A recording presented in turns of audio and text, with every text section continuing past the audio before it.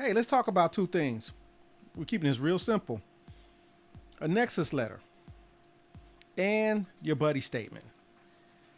A Nexus letter is a letter you can get from your doctor, your PCM, a psychiatrist, or a licensed therapist, someone with some credentials to certify a diagnosis about you. Now, they cannot always connect it to active duty, but what they can do is go through the diagnosis, the symptoms, and things like that, and they can also recommend treatment. That's very important, the Nexus letter. Now, if the Nexus letter gives you a diagnosis and it's not in your medical record, well, this is where the buddy statement comes in at. One of the most common things we have as military members is sleep apnea. And sleep apnea, for those who know, I'm telling you, I've been in a couple of places where it seemed like there was another person calling demons. Well, I have sleep apnea too, so I'm pretty sure someone could say that about myself. But they didn't get treated for it, but we all know about it. So it's kind of like being at Palm Plant with the Marines back in the 80s. We all know each other, so the buddy statement can come from your roommate that you had at that time. It can come from your spouse, it can come from your friends and your family members. All they have to do is share the information about that time period when something took place, and then afterwards, how it affected you. Let's say sleep apnea.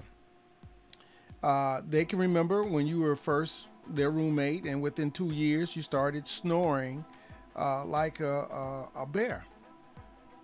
And they says, well, this would happen during this time period. And then you take another buddy statement like from your spouse.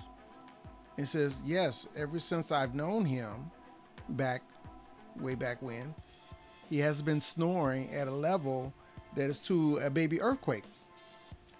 But that's in that buddy statement. What you really want is you want 3 people that can collaborate a time where something took place and how it affected you afterwards. And that's what a buddy statement does. I recommend that you contact your friends from that period of time and you guys discuss how to go about creating the buddy statement. There's information on VA.gov or what should be in a buddy statement. I'm just giving you the short on it.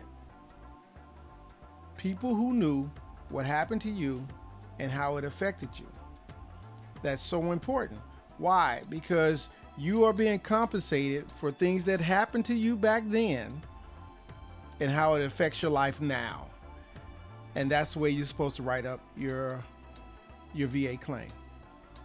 So it looks like we're getting a little closer, right? Hey, VA claims made simple. These are the things that can help you out.